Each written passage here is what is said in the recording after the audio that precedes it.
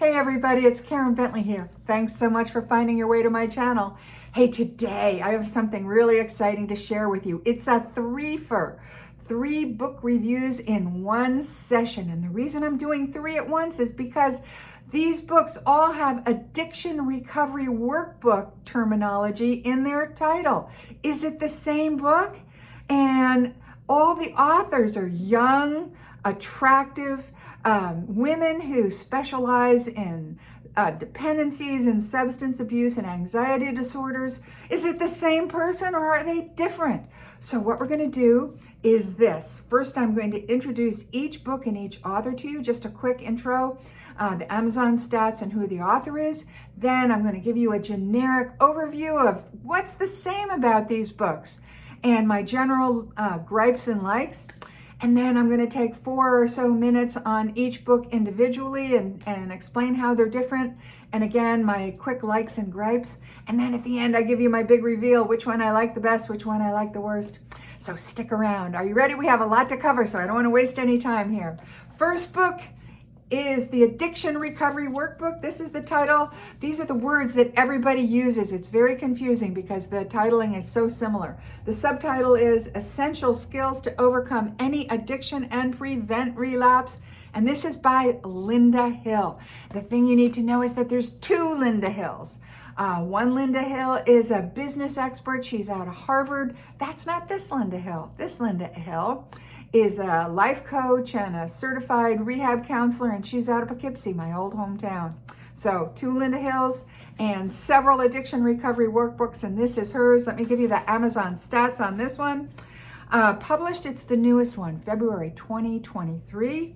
It's number 176 on Amazon's category of substance abuse and recovery. Not a bestseller, but not a horrible statistic either.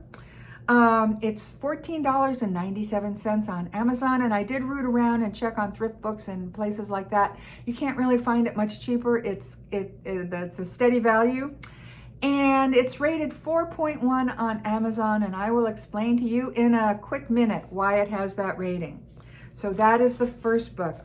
The second book is the Addiction Recovery Skills Workbook. So it's a very similar title, but this one has skills in it. And the subtitle is Changing Addictive Behaviors Using CBT, Mindfulness, and Motivational Interviewing Techniques. This one is by Suzette Glasner-Edwards, PhD. Ms. Glasner-Edwards is an assistant professor at UCLA in California, and she has a private practice where she does counseling on dependency problems of every kind. And let me give you the stats on this book. Again, this is the one with the word skills in it. It's got leaves on the front, but it's got the same Addiction Recovery Workbook words in it. So very confusing. This one is the oldest book of the 3 that I'm reviewing. It was published in December of 2015. It's number 46 in Amazon's substance abuse recovery list. So it's quite a bit higher than the other one. Very strong performing after all those years. It's $20.61 on Amazon. And again, I couldn't find it much cheaper. These books all hold their value. And it's rated 4.7 out of 5 on Amazon. And we'll talk about that in a quick moment too. And then we have the last book. This one is the Addiction Recovery Workbook. Of course, now you know that everybody is using the same titling words. The subtitle is Powerful Skills for Preventing Relapse Every Day. And this is by Paula A. Freeman, Psych D. And Ms. Freeman is a clinical therapist, and she specializes in anxieties and substance abuse disorders. And she's also the director of a small counseling firm. So let me give you the Amazon stats on that book. The pub date on this one was December 2018, so it's 5 years old. It's number 33. This is the highest performing book, the strongest performing book on Amazon. It's $22.99 on Amazon. Again, I couldn't find it cheaper. And also rated 4.7. So again, we'll get to that, why it's rated that. So there we have the 3 books, the setup. And now I'm going to explain to you generic things that are the same about all of them. So for example, my first point is that these are all great examples of mainstream thinking on how to treat dependencies and substance abuse and addictions of every kind. So, and I'm not knocking this. This is not a judgment. It's just a fact. If you are looking for mainstream, pick up any one of these books and you will get it in spades. They all talk about CBT, which is a kind of therapy. It's an acronym for cognitive behavior therapy, CBT. That is an anchor in every single one of these books, and they all feature it. And if you were going to go to a rehab center or to a hospital or to any counselor, you are likely to get some version of what these 3 books are offering you. They're all very, very mainstream. And again, that's not a judgment, it's just a fact. So that's one of the same things I noticed. They're all well written, they're all easy to read.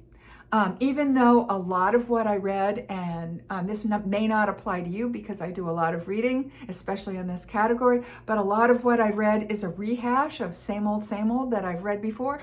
These authors do a good job of presenting it in a clear, concise, easy to understand way. I wasn't bored to tears. That's a good thing.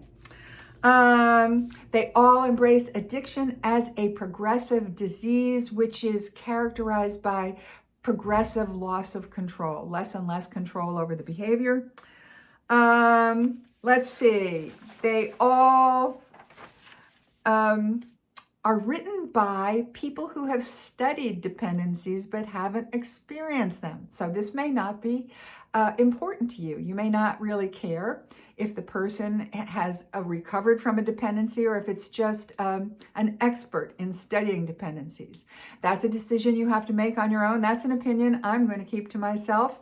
But there's nobody in this group who has recovered from a dependency. It's all from a distance.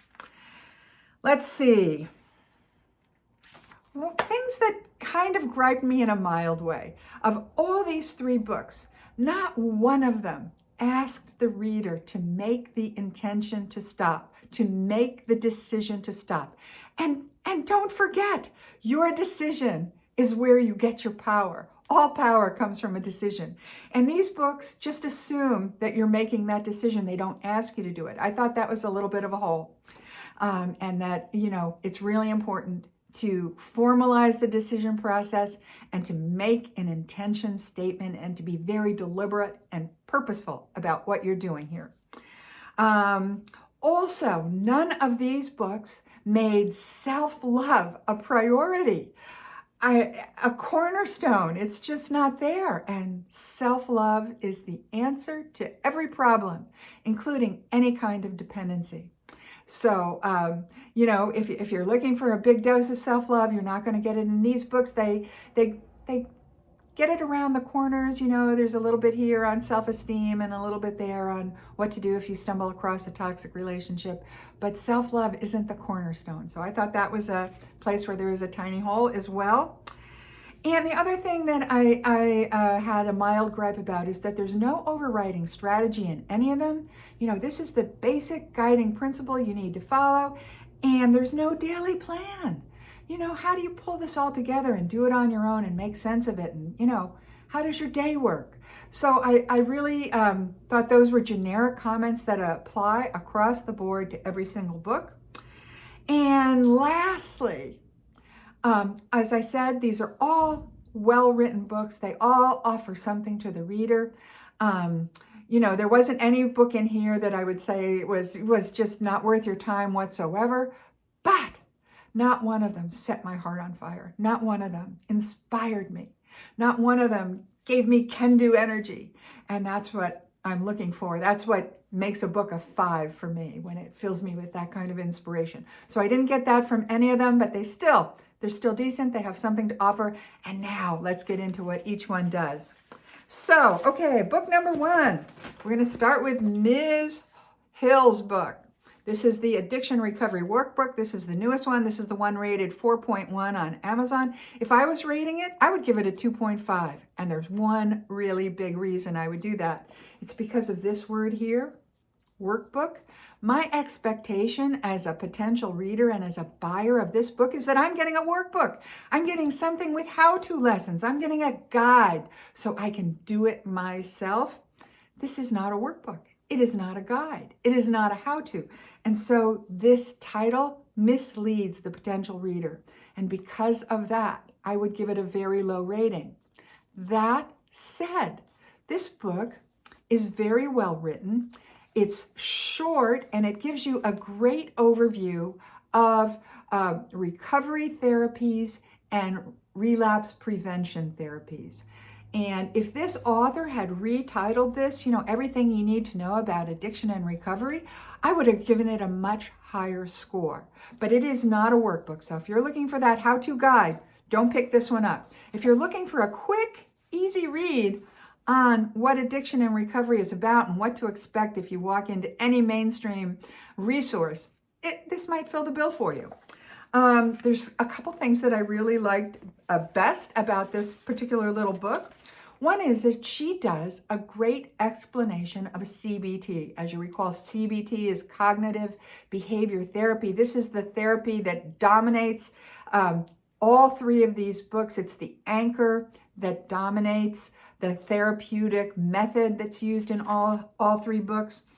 And what I liked about it is that she just gives the 2 concrete points about what it's about. So CBT is changing your distressing or disturbing thoughts so that you don't have distressing and disturbing feelings and behaviors. It's the thoughts control feelings, which control behaviors.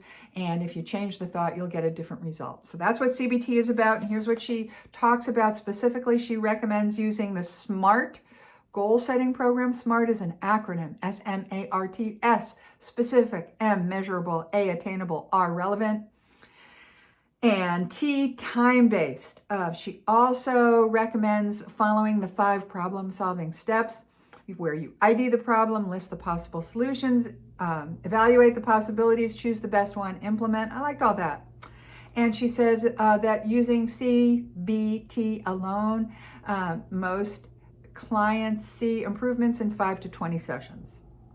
I also liked her explanation of ACT. That's an acronym for acceptance and commitment therapy. The other books mention this as well. And it's a kind of therapy where you just learn to deal with some things that you can't change. And she specifically talks about human suffering. That human suffering exists, and actually it's not that personal. It comes to all of us. And people with dependencies can't stand suffering, and so they have to get rid of it. And so that you have to develop a baseline tolerance for a little bit of suffering in your life. And I actually thought that was quite practical and real. She was just making it real. She also does a great job of talking about toxic relationships. So see, even though it's not a workbook, and I would give it a very low rating because of that mistitling, there's some useful little nuggets in this book. So she talks about, toxic relationships and how that they create, the toxic preconditions for indulging yourself in every kind of misbehavior. So, for example, this is how she defines a toxic relationship. When attempts to communicate are met with hostility, accusations of neediness, insecurity, your insanity, and you never get what you want from a conversation.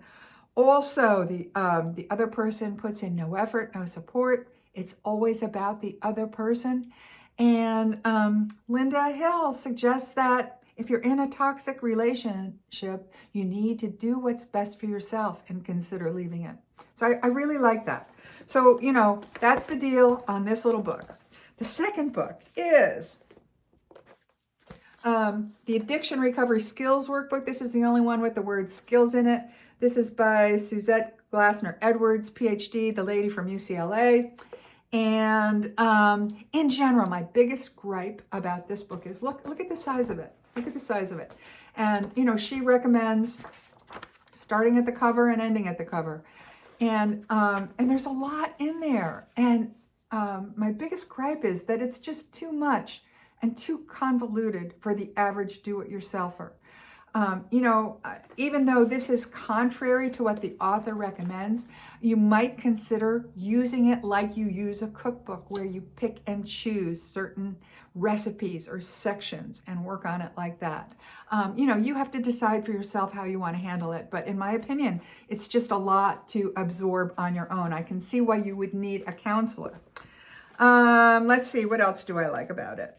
Oh, this is the CBT lady, right? She's really big on it, like they all are. But her explanation of CBT, cognitive behavior therapy, which we've been talking about, I just found it very clunky, very hard to get my arms around, very hard to embrace. And again, this might be something that works better with a counselor, but on my own, as someone who wasn't familiar with her terminologies, I found it a little bit cumbersome. So let me explain to you exactly what I mean. She uses three phrases to explain the CBT process. So the first phrase is identify the triggering situation. So we're all familiar with the word triggering, and we all know what a situation is, and that's not hard. We can all identify our triggers if we put our minds to it. So that was an easy peasy one, no problemo. The second step is to identify the red flag thought that is triggering you. And red flag thought, what is it? What is that? That's a new term for me personally. And I think it would be new to many people. And it's just hard to sort out. She does provide examples in her book, but I just find as a new process, it just seemed difficult to me. It would be easy to not get your red flag thought right. You know what I'm talking about? And the third step is to put that red flag thought on trial. She calls it thoughts on trial. That's her third phrase. And that's the most convoluted of all. What does she mean? She means, judge the thought so that you can tell if it's true or not, or how it's misleading you. And again, I just found this a little bit cumbersome. And that's my opinion. You may not find that whatsoever. So don't go by me, but I'm here to give you my opinion, and that was my strongest opinion about this process that is so fundamental and important to all of these books, this CBT process. And what else did I not care about? Those are my two biggest gripes. Also, she offers a real workbook, but some of her worksheets are more like checklists. Not all of them, but some of them are just checklists where you identify the quality or feature that applies to you. It's okay. Is it horrible? No, it's not horrible. It's fine. And if you don't mind checklists, you'll be fine with it. Not all of them are like that, as I said, but a good deal of them are just checklists. So those are my big gripes about that book. The likes, and I have a lot of likes about this book. This lady is into fact-based therapy and practices. She's really big into it. She's so into it that whenever she makes a recommendation, or whenever she asks you to consider a certain therapy or practice or idea, she annotates it with the study and the date of the study and the author of the study right in her text, right in the content of the book. And then at the back of the book, she's got this big resource list, so you can go and figure out more about it if you want to. But I really liked her fact-based approach, and that she backed it up with research, and that is a real distinguishing feature. No other author did that, and I loved it. I really liked it a lot. I thought it was very helpful, and I may be inspired to go back and look at some of those studies later on when I have some time. But that was quite an interesting little detail.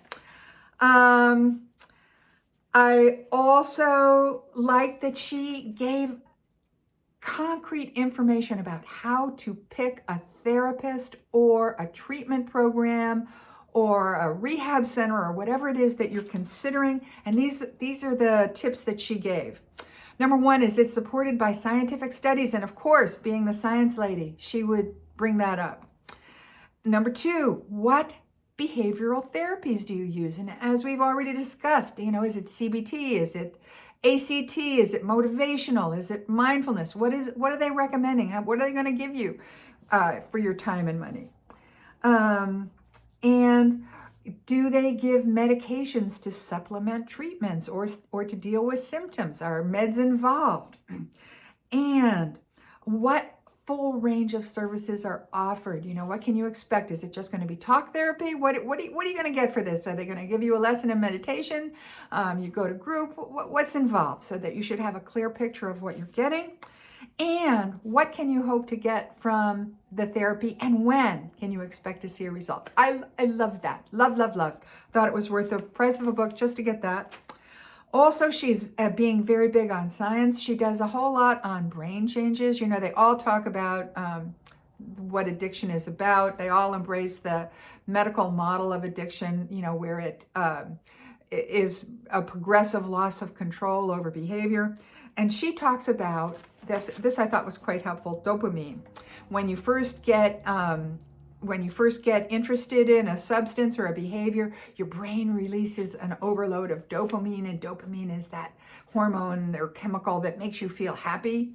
And then as you use more and more of the substance, or you indulge more and more in the behavior, your brain releases less and less of it. So you have to do the behavior or the substance more and more to compensate. So I love that.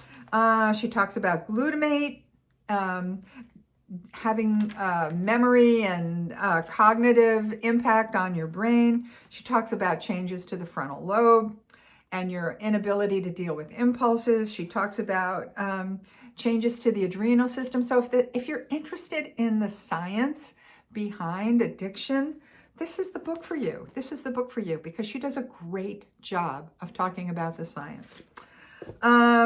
I also liked her mindfulness chapter. She organizes her book into a discussion of what addiction is about, and then 7 steps to deal with it, and then how to prevent relapse. And one of the steps is developing mindfulness, which is the practice of paying attention to what you're doing, right?